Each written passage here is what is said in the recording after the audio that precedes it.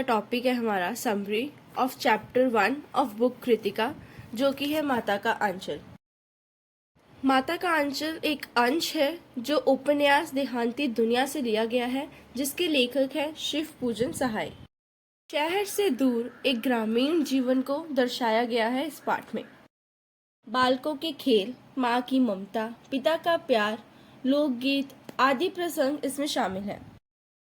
कहानी शुरू होती है एक बालक से जिसका असली नाम था तारकेश्वर नाथ, बट उसके पिताजी उसे भोलानाथ कहते थे।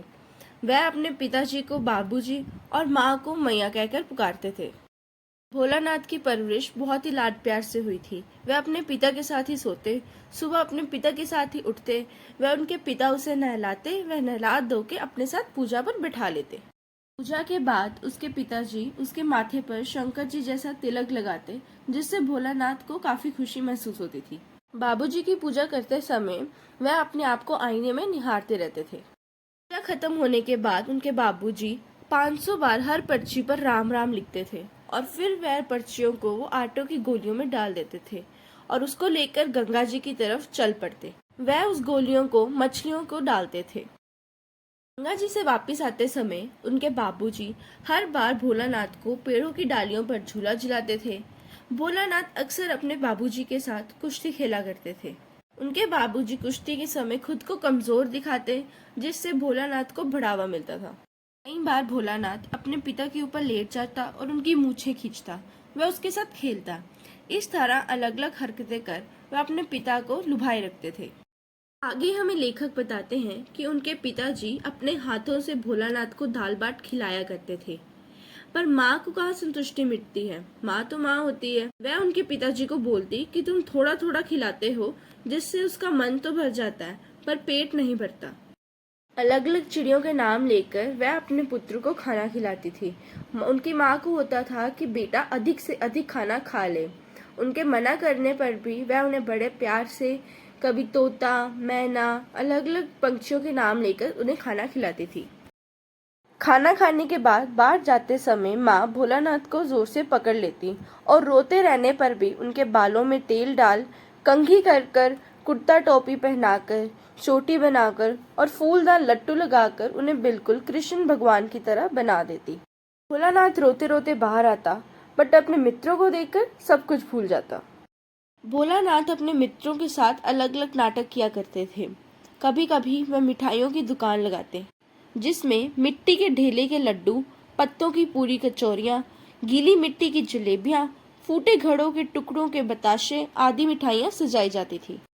कभी कभी वह लोग घरौंदा बनाते थे, जिसमें धूल की मेट दीवारें, तिनकों का छप्पड़, दातुन के खम्भे, दिया सलाई की पेटियों के किवाड़, दिए की कढ़ाई, पानी के घी, धूल के पिसान और बबूल की चीनी से भोजन तैयार किया जाता था। ये सब खेल देख उनके बाबूजी भी बीच में अपना हिस्सा डालने आ जाते थे। कभी कभी वह लोग नकली बारात का जुलूस भी निकालते थे, जिसमें कनस्तर का तंबूरा बजता था और टूटी चूहेदानी को पालकी बनाई जाती थी। वह खुद ही समधी बन के बकरे पर बैठ जाते और एक चबूतरे से लेकर दूसरे चबूतरे तक वह लोग जाते। इसी तरह लेखक हमें बताते हैं कि कैसे भोलानाथ अपने मित्र के साथ मिलकर अलग अलग खेल खेला करते थे। थोड़ी देर बाद उन्हें खेती करने की सोचती, तो वह लोग चबूतरे को खेत बनाते, कंकड़ों को बीज बनाते और बड़ी मेहनत से खेत को जोतते, बोए और पटाए जाते थे। थोड़ी देर बाद ही फसल तैयार हो जाती और वह हाथों हाथ फसल को काट भी देते थे। वह सब फसल को काट के एक जगह रखते और पैरों से रोंद डालते थे। इसी बीच बाबूजी भी अपना योगदान देने के लिए भोलानाथ से पूछते, और भाई भोलानाथ, इस साल की खेती कैसी रही? फिर क्या था, भोलानाथ और उसके दोस्त ज्यों के त्यों खेत सब छोड़ के वहां से भाग जाते हंसते हंसते। आगे लेखक भोलानाथ और उसके मित्र की शैतानियों के बारे में बताते हैं कि कैसे जब भी वहां से कोई बारात जा रही होती तो भोलानाथ और उसके मित्र जोर से चिल्लाना शुरू कर देते थे, रहरी में रहरी पुरानी रहरी, ढोला के कन्हैया हमारे महरी। ये बात सुनकर एक बार एक बूढ़े वर ने उन लोगों को दूर तक खड़ेर डाला। ऐसा खड़ूस आदमी भोलेनाथ ने अपनी जिंदगी में कभी नहीं देखा था। आगे लेखक बताते हैं कि आम की फसल पे जब भी आंधी आती थी तो सारे आम पेड़ से अलग होकर नीचे गिर जाते थे। भोलानाथ अपने मित्रों के साथ बाग में चले जाया करते थे। एक बार जब वह बाग से वापस आ रहे थे तब उन्हें एक बूढ़े तिवारी जी मिल गए, जिसको भोलानाथ ने बहुत चिढ़ाया और उसके बाद उन तिवारी जी ने उसकी और उसके मित्रों की खूब पिटाई की। और ये बात जब उनके स्कूल में बताई गई तब स्कूल के मास्टर ने भी भोलानाथ और उनके दोस्तों को बहुत डांटा। ये बात उनके पिताजी को पता लगी तो उनके पिताजी फौरन उनकी पाठशाला चले गए। वहां पर भोलानाथ का रो रो के बहुत बुरा हाल था। फिर उनके पिताजी ने उनके मास्टर जी से विनती की और उनकी तरफ से क्षमा मांगी और फिर वह भोलानाथ को लेकर वापस घर आ गए। रास्ते में आते हुए ही भोलानाथ अपने मित्रों के साथ खेलने लग पड़े। एक टीले पे जाके ये लोग चूहों के बिल में पानी डालने लगे। तभी उस बिल में से एक सांप निकल आया। तभी सब बच्चे रोते चिल्लाते भागते हुए वहां से भाग निकले। वहां से भागते समय किसी को कोई होश नहीं। कईयों की चप्पलें टूटी, पैरों पे कांटे चुभके खून निकल आया, कईयों के गिर गए, कईयों के सिर से खून निकला। भोलानाथ का पूरा देह खूनो खूनी हो चुका था। जैसे ही भागते भागते भोलानाथ अपने घर पहुंचे, उसके पिताजी हुक्का पी रहे थे। उनके बुलाने पर भी भोलानाथ उनके पास ना जाकर अपनी माता के आंचल में छिप गया।